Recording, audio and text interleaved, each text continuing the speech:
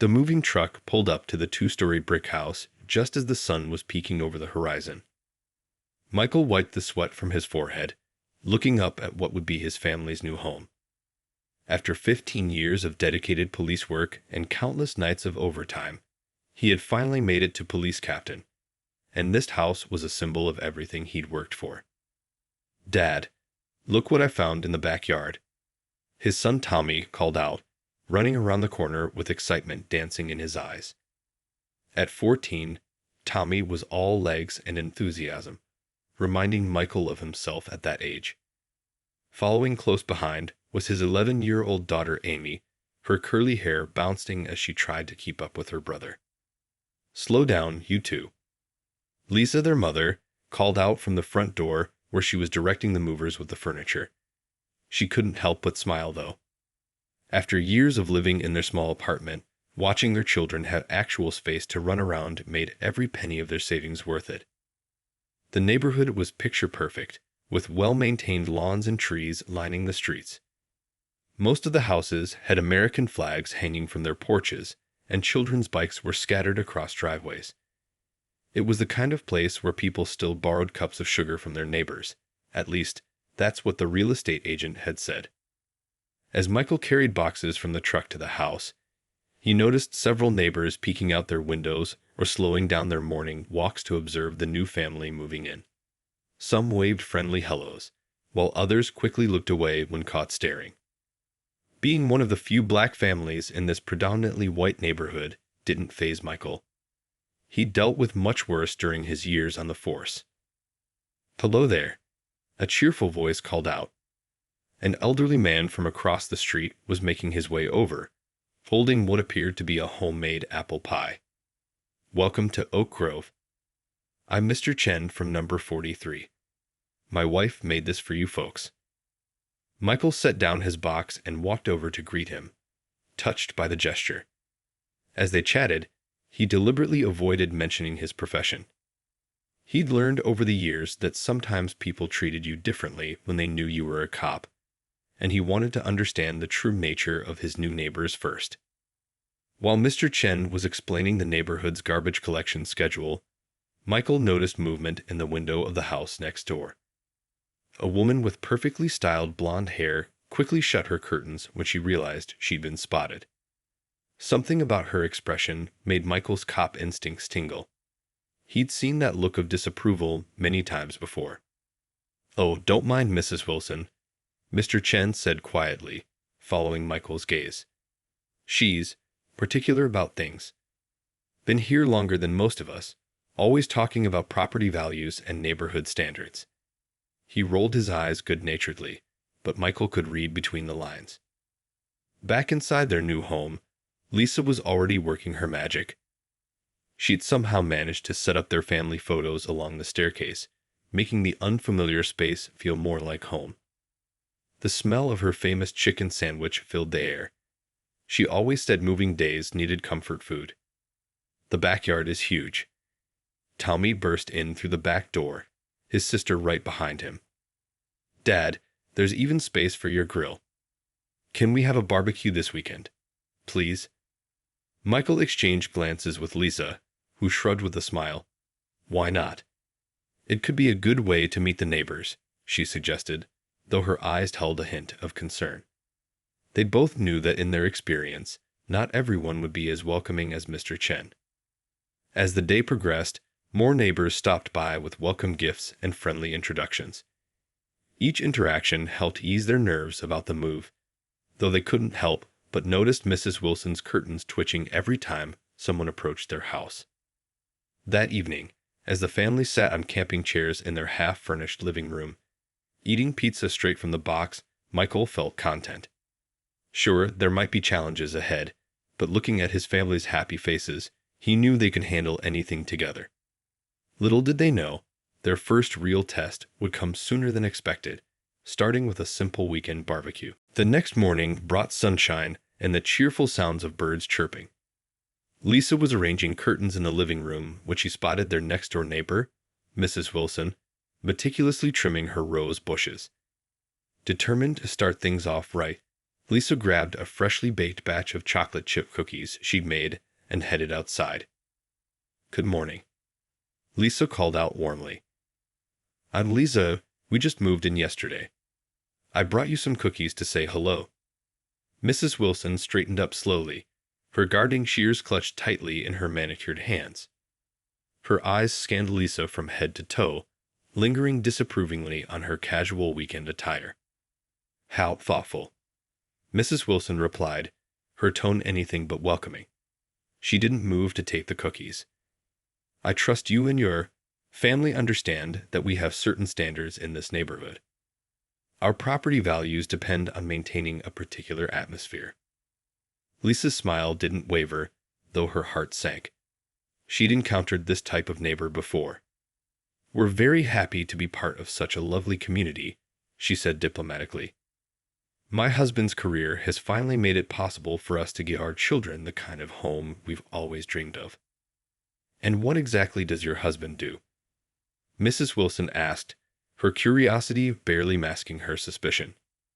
"Oh, he works in public service," Lisa replied vaguely, respecting Michael's wish to keep his profession private for now. "Would you like these cookies? They're still warm." Mrs. Wilson reluctantly accepted the plate, holding it like it might bite her.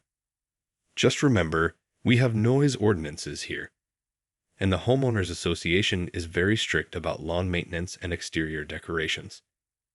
As Lisa walked back to her house, she noticed other neighbors had been watching the interaction.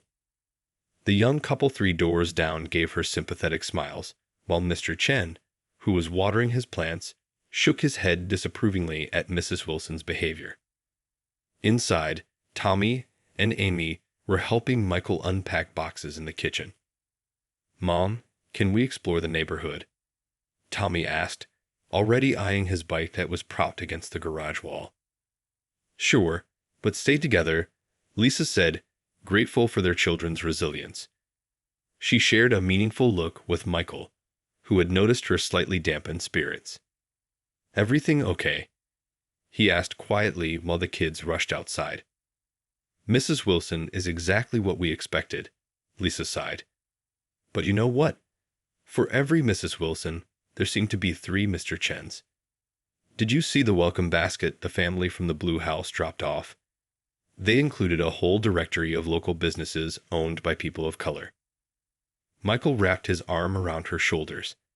"That's why we chose this place, remember? It's changing. Communities don't transform overnight, but they do transform." Throughout the day, more neighbors stopped by.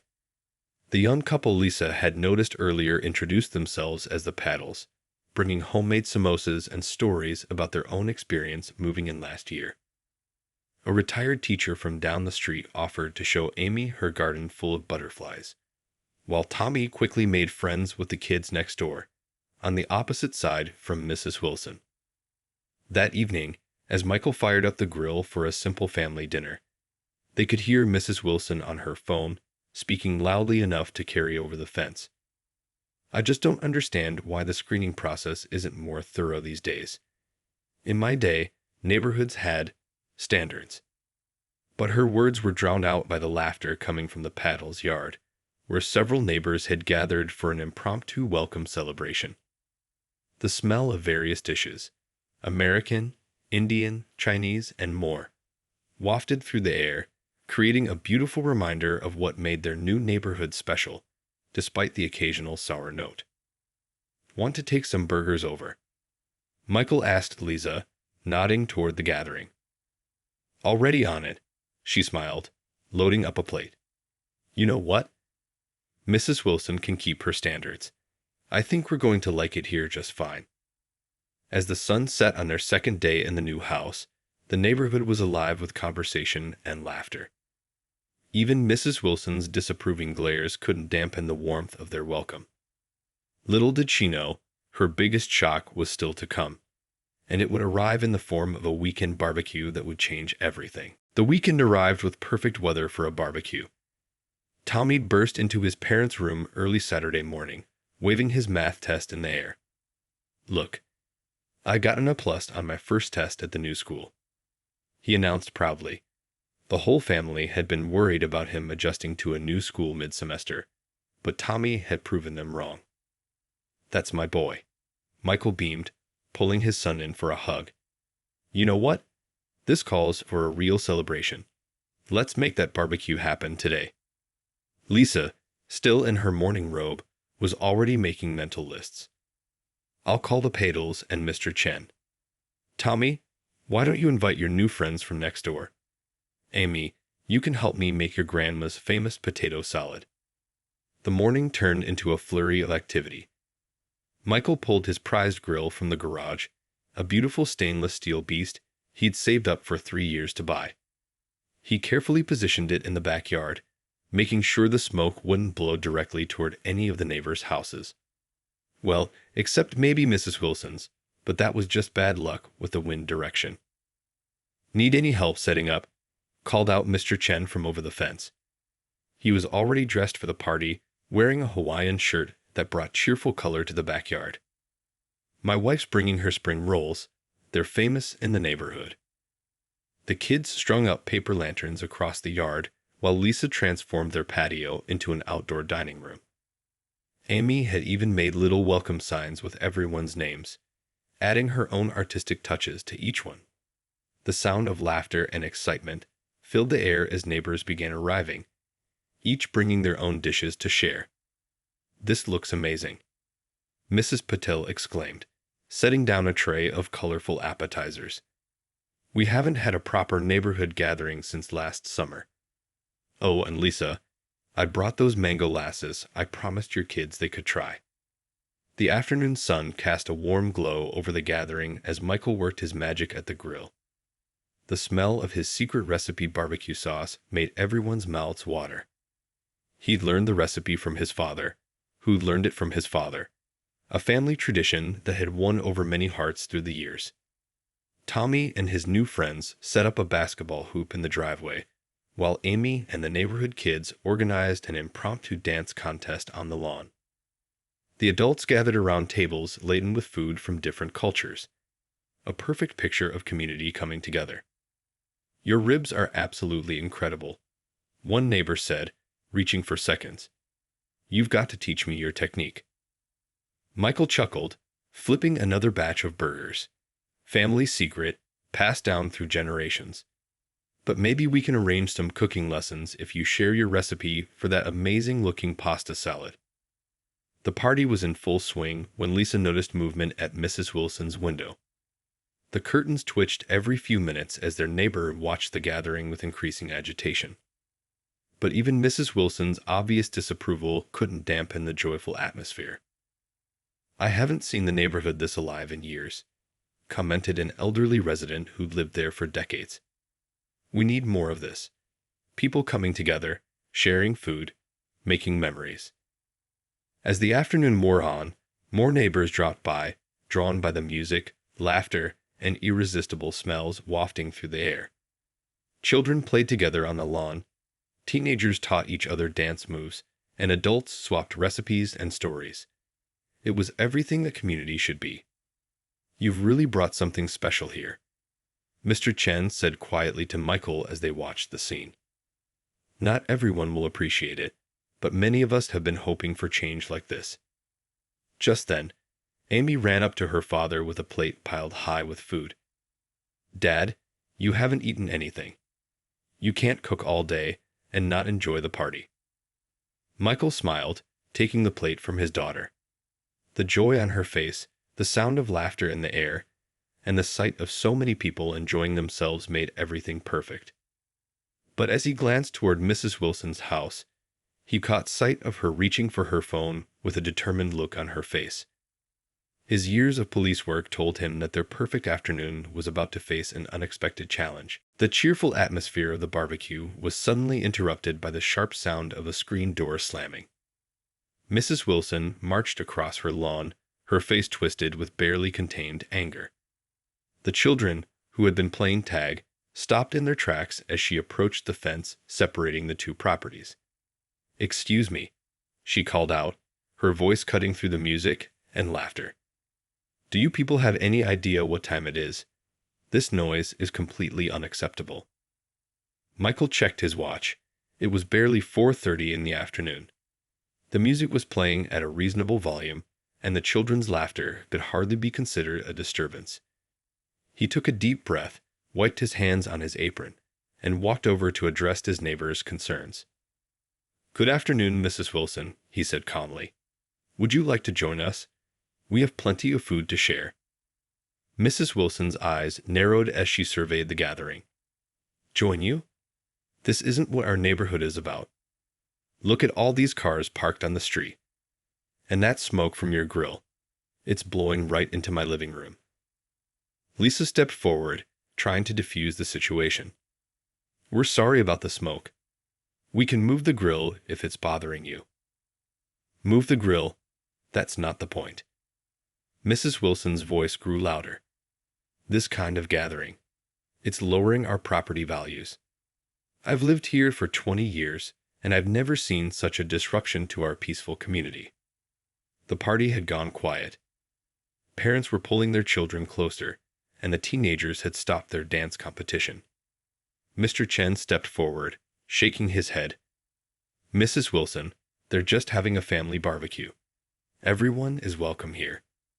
"Welcome? Well, maybe that's the problem." Mrs. Wilson snapped. "Ever since they started letting just anyone move into this neighborhood." She let the sentence hang in the air, its meaning crystal clear to everyone present. Michael felt his jaw tighten, but years of police training had taught him how to handle tense situations. He was about to respond when Tommy walked up, still holding his A+ math test. "Dad, why is she so angry? We're just celebrating." The innocence in his son's voice made Michael's heart ache. He placed a protective hand on Tommy's shoulder. "Some people, son, have trouble accepting change, even when it's good change." Mrs. Wilson pulled out her phone, holding it up like a weapon. "Well, if you won't listen to reason, I'll have to call the authorities. Let them explain the noise ordinances to you people." "Mrs. Wilson," Lisa tried one more time, "please, we're all neighbors here. Why don't we talk about this reasonably?" "Talk? I'm done talking." Mrs. Wilson was already dialing. "We'll see what the police have to say about this disruption of the peace." Several neighbors stepped forward to defend the family. Mrs. Patel spoke up. "This is ridiculous. They're not doing anything wrong." Mr. Chen added, "Think about what you're doing, Nancy. This isn't right." But Mrs. Wilson was already speaking into her phone, her voice dripping with exaggerated concern. "Yes, hello. I need to report a disturbance. There's an unruly gathering at 1242 Oak Street. They're being very aggressive, and I don't feel safe in my own home." Amy tugged at her mother's sleeve, her eyes wide with worry. "Mom, are we in trouble?" Lisa hugged her daughter close. "No, sweetie. We're not in trouble. Sometimes people let fear make them do silly things." Michael watched calmly as Mrs. Wilson continued her dramatic phone call, making the family barbecue sound like a riot in progress. He could hear her embellishing details, claiming there were dozens of suspicious people and threatening behavior. The gathered neighbors formed a protective circle around the family, united in their support. The Paddles, Mr. Chen, and others stood their ground, making it clear whose side they were on in this unnecessary confrontation. As Mrs. Wilson finished her call with a smug look of satisfaction, Michael exchanged knowing glances with Lisa. His years of experience told him exactly how this situation was about to unfold, though Mrs. Wilson had no idea what was coming.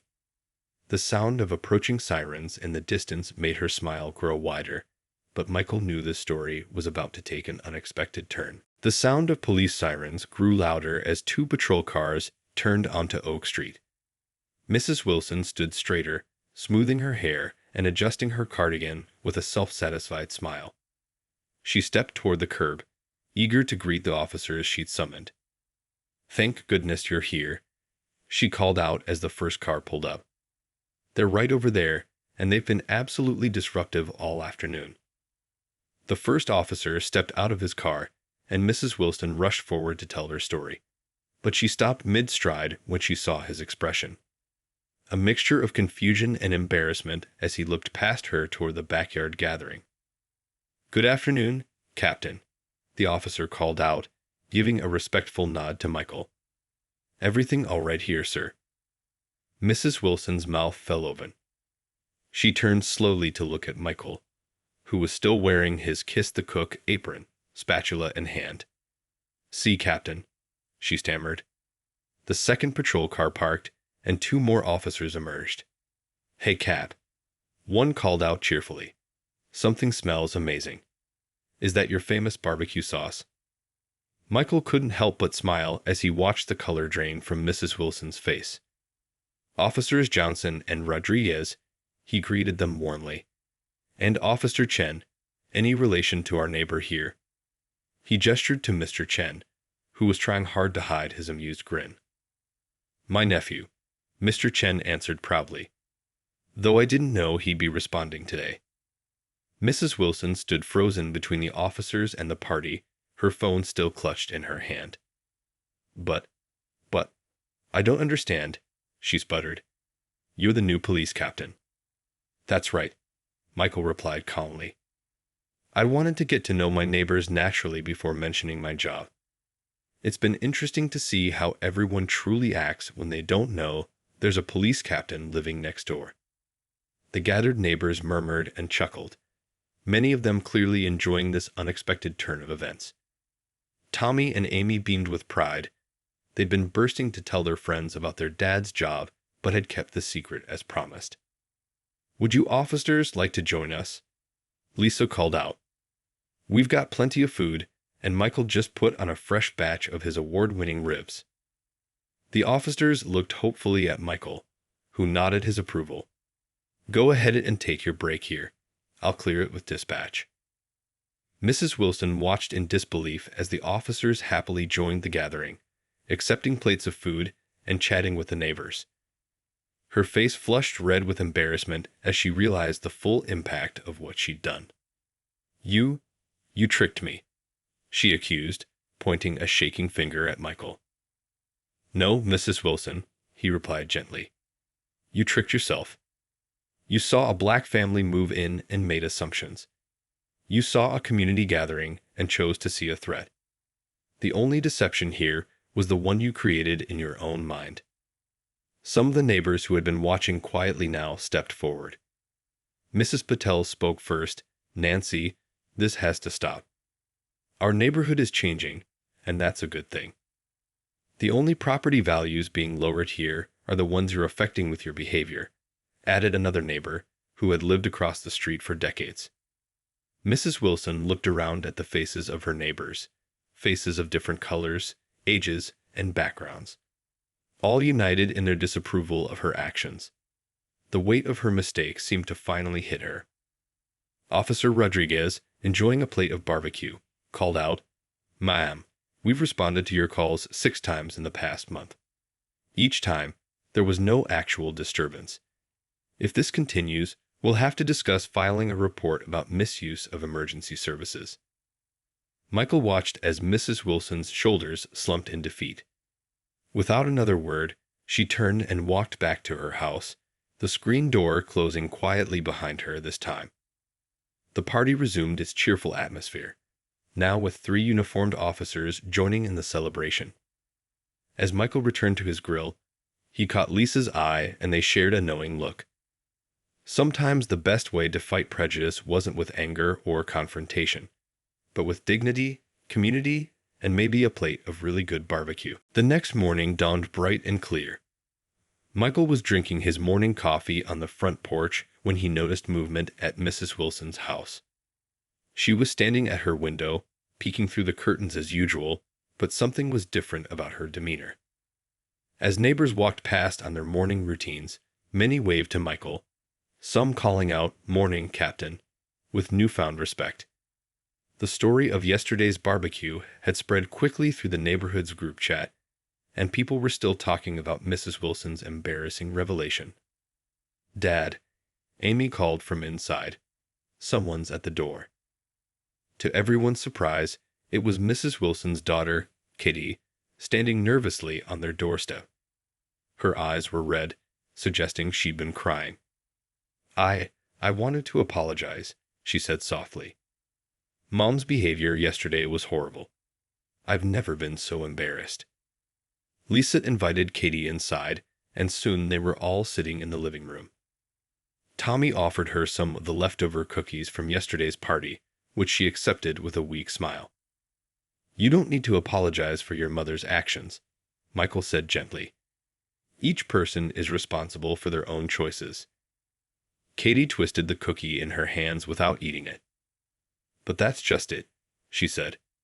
Mom's been teaching me these prejudices my whole life. And yesterday, watching everything unfold, I realized how wrong it all was. The way she treats people, the things she says when she thinks no one's listening. Lisa reached out and patted Katie's hand.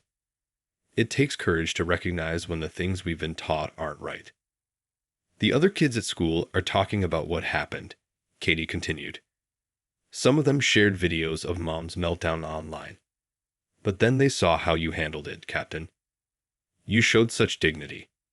You made Mom look foolish just by being kind. Michael leaned forward in his chair. Sometimes the best way to fight hatred is to respond with grace. It shows others who's really in the wrong. Just then, they heard a commotion outside. Through the window, they could see Mrs. Wilson confronting Mr. Chen on the sidewalk. But instead of her usual aggressive stance, she seemed almost deflated. We should go help Mr. Chen, Tommy said, jumping up, but Michael held up his hand. Wait, he said. Watch.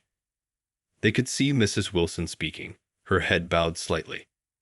Mr. Chen's expression changed from defensive to surprised, then to understanding. He nodded, said something in response, and then, to everyone's amazement, Mrs. Wilson extended her hand. They shook hands briefly before Mrs. Wilson hurried back to her house. Did Mom just apologize to Mr. Chen? Katie asked in disbelief. Looks like yesterday was a wake-up call for more than just the neighborhood, Lisa smiled. Later that afternoon, Michael received calls from several other police precincts. The story had spread, and they wanted his advice on community policing and handling racial bias. Even the local news had picked up the story, praising how the situation had been handled. You're going to be famous, Tommy joked, pretending to ask for his dad's autograph. No, Michael replied seriously. This isn't about fame. It's about showing people there's a better way to handle these situations. Every interaction is a chance to either build walls or break them down. As the day went on, neighbors stopped by to check on the family. Each brought their own story about Mrs. Wilson's past behavior, but also their hopes for change. The Paddles suggested starting a monthly community dinner. Mr. Chen offered to host cultural exchange events in the community center. Something good is coming from all this, Lisa observed as they watched kids from all over the neighborhood playing basketball in their driveway, including Katie's younger brother. Katie, who had stayed for dinner, looked thoughtful. Mom's been in her room all day. But I heard her on the phone earlier, talking to her sister about maybe seeing a counselor. I've never heard her admit she might need help before. Michael nodded approvingly. Sometimes it takes hitting rock bottom to realize you need to climb up. The real test isn't falling down, it's what you do afterward. As the sun set on their eventful weekend, the neighborhood felt different. Not perfect, but changing. Like the first drops of rain after a long drought. Hope was beginning to grow in places where there had only been division before. A week after the barbecue incident, the neighborhood was buzzing with activity of a different kind. Michael stood on his front porch early Sunday morning, sipping his coffee and watching as neighbors gathered in small groups, setting up tables and chairs on the community center's lawn across the street. The response has been amazing, Lisa said, joining him with her own cup of coffee. I didn't expect so many people to show up for the community meeting. Indeed, what had started as a simple idea to address neighborhood tensions had turned into something much bigger. After the barbecue incident went viral on the local community Facebook page, residents from surrounding streets had reached out, wanting to be part of the change. Mr. Chen approached their house, carrying a box of donuts. My wife insisted, he said with a warm smile. She says you can't have a proper meeting without something sweet to share. Inside the community center, people were arranging chairs in a circle, Michael's suggestion. No podiums, no stages, just neighbors facing each other as equals. Tommy and Amy were helping other kids put up handmade posters with messages like, "Love your neighbor," and "Community stronger together." "Dad, look who's here," Amy whispered, tugging at Michael's sleeve. A teenage girl with blonde hair stood nervously at the entrance. It was Mrs. Wilson's daughter, Kitty, clutching a notebook to her chest. Michael walked over to greet her. "Welcome, Kitty. We're glad you could make it." "Mom doesn't know I'm here," she admitted quietly. "But after what happened, I needed to come. I wanted to apologize for her behavior. And," she hesitated, "I want to help make things better." The meeting room filled quickly. Teachers from the local school, small business owners, families who'd lived there for generations, and newcomers all sat together. Michael noticed how people naturally mixed, not clustering in their usual social groups. "I never thought I'd see old Mr. Peterson sitting next to the guy with the green hair from the skateboard shop," Lisa whispered, making Michael smile. As the meeting began, Michael stood up, but remained in the circle. "Thank you all for coming," he started. "We're here today not to point fingers or assign blame, but to talk about how we can build a stronger community." Katie raised her hand tentatively. When Michael nodded, she stood up, her voice shaking slightly. "I want to start by saying something. My mom, she's been teaching me things that I'm starting to realize are wrong. Last week, when she called the police on your family, I felt so ashamed. But it also opened my eyes." The room fell silent as Katie continued. "I've been doing research about community policing and racial bias. I've started a club at school to discuss these issues. And I want to help organize more neighborhood events where we can all get to know each other better." Her words sparked a cascade of suggestions from others. The owner of the local coffee shop offered to host monthly community breakfasts. A retired teacher volunteered to start a homework help program for kids. The skateboard shop owner suggested a neighborhood cleanup day. Mrs. Patel stood up next. "In my culture, we have a saying that translates to the neighbor is your first family. Maybe we've forgotten that here, but it's not too late to remember." As ideas flowed and people connected, Michael noticed something remarkable. The conversation had moved beyond just addressing prejudice. People were genuinely excited about building something new together. Near the end of the meeting, Katie approached Michael again. "My mom, she's been quiet since that day. I think she's embarrassed, but maybe also thinking about things. Would it be okay if I invited her to the next community breakfast?" Michael smiled warmly. "Of course. Everyone is welcome here. That's the whole point." As people began to leave, making plans and exchanging phone numbers, Lisa leaned against Michael's shoulder. "You know what's amazing?" she said. "One terrible afternoon turned into all of this." "Sometimes," Michael replied, watching as Tommy taught Katie's younger brother how to dribble a basketball outside, "it takes a storm to clear the air." The community center slowly emptied, but the energy of positive change lingered.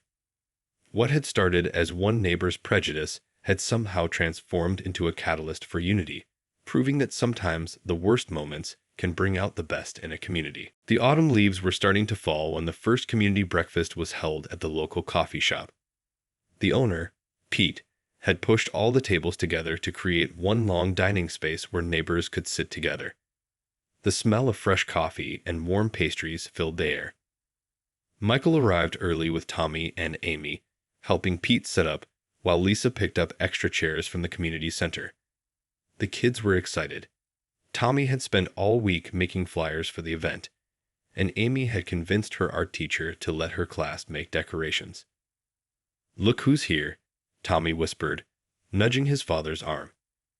Through the coffee shop window, they could see Katie walking up the street, and behind her, to everyone's surprise, was Mrs. Wilson herself. The shop fell quiet as they entered. Mrs. Wilson looked different, smaller somehow, without her usual air of superiority. She clutched her handbag tightly, her eyes darting around the room nervously. "Mom wanted to bring these," Katie said, holding up a basket of homemade muffins. "It's Grandma's recipe." Lisa stepped forward immediately, taking the basket with a warm smile. "Thank you. We'll put them right here with the other treats. Would you both like some coffee?" Mrs. Wilson nodded stiffly, and Katie gently guided her mother to a seat. As if on cue, Mr. Chen's grandson ran up to their table. "Mrs. Wilson, look what I made in school." He proudly showed her a drawing of the neighborhood where all the houses were different colors. Something in Mrs. Wilson's face softened as she looked at the child's artwork. That's very creative, Danny," she said quietly. The coffee shop began to fill up. The skateboard shop owner arrived with his teenage employees, their hair dyed in rainbow colors. A group of elderly residents who'd lived in the neighborhood for decades came in together. Young families with children created happy chaos as kids ran between tables. Michael watched as natural connections formed. Mrs. Wilson, still quiet, listened as Mr. Chen told stories about growing up in another country. The retired teacher who'd started the homework help program shared updates about the students' progress. Pete kept the coffee flowing, moving between tables and introducing people to each other. "Dad," Amy called out, "Katie says she wants to join my dance class. Can she come with us to practice?" Before Michael could answer, Mrs. Wilson spoke up. I could drive them both," she offered hesitantly. "If that's okay." The room didn't fall silent this time. Instead, the conversations continued naturally, as if this was the most normal thing in the world. And maybe Michael thought that was the real victory. Later in the morning, as people were starting to leave, Katie's younger brother came running in. "Mom, the basketball hoop in our driveway is broken." Tommy jumped up. "Dad and I can help fix it. We just fixed ours last week." Mrs. Wilson looked at Michael, then at his son. The old Mrs. Wilson would have refused, but the woman who sat there now simply said, "That would be very kind. Thank you." As the morning turned to afternoon, the changes in the neighborhood were visible to anyone who looked. Children played together in front yards without concern for which house belonged to whom. The homework help program had spread to 3 different houses, with parents taking turns hosting students. Even the community garden, once Mrs. Wilson's exclusive domain, now had multiple caretakers. Lisa found Michael standing outside the coffee shop, watching it all. "Penny for your thoughts, Captain," she teased. "Just thinking about how things change," he replied. "A month ago, some of these people wouldn't even look at each other. Now look at them." Through the window, they could see Mrs. Wilson showing Katie's brother how to properly wrap a baker's apron. She'd volunteered to teach a baking class for the neighborhood kids. Her muffins had been a hit, after all. "Sometimes people just need a chance to be better," Lisa said softly. Mr. Chen walked past them, heading home. "See you all at the next breakfast," he called out. "My wife's making her famous dumplings." The autumn breeze scattered leaves across the sidewalk as neighbors said their goodbyes, making plans for next time. What had started as a forced gathering had become something they all looked forward to. Sometimes, Michael realized, the best way to break down walls was to build tables instead. 6 months had passed since the infamous barbecue incident. The neighborhood had transformed in ways no one could have predicted. On this particular Saturday afternoon, the community center's parking lot was filled with cars as people gathered for what had become a monthly tradition, the Neighborhood Unity Celebration. Michael stood at his usual spot by the grill, now accompanied by Pete from the coffee shop, who'd become his grilling apprentice. "I still can't get my sauce to taste like yours," Pete laughed, flipping a burger. "That's because you're missing the secret ingredient," Michael winked. "Family tradition." The community center's lawn had become a patchwork of picnic blankets and folding chairs. Mr. Chen's wife was teaching a group of eager neighbors how to make dumplings at a folding table. The skateboard shop kids had set up a mini ramp where they were giving lessons to younger children, their helmets decorated with stickers reading "Unity in Community." "Dad," Tommy called out, running over with his basketball. "Mrs. Wilson's house is for sale. There's a sign in her yard." Lisa joined them, wiping her hands on her apron. "She told me this morning. She's moving to be closer to her sister." There was no celebration in her voice, only a quiet understanding. Just then, Katie approached with her mother. Mrs. Wilson looked different now, more relaxed, her smile genuine. "I wanted to tell everyone myself," she said, addressing Michael and Lisa. "But first, I need to say something." The nearby conversations quieted as Mrs. Wilson cleared her throat. "When you first moved in, I was the problem. I let fear and old prejudices control my actions. But these past months have taught me more than the previous 20 years in this neighborhood." She paused, looking around at the diverse faces that had become familiar friends. "My sister lives in a community that's still stuck in the old ways. Maybe it's my turn to help another neighborhood learn what this one taught me." Tommy, ever the optimist, piped up, "But you'll visit for the basketball tournaments, right? Our team needs our best cookie baker." Mrs. Wilson laughed, a real, heartfelt laugh that would have been unimaginable 6 months ago. "Try and stop me. Besides, Katie would never forgive me if she couldn't continue her dance classes with Amy." The afternoon continued with the easy rhythm that had become natural for their community.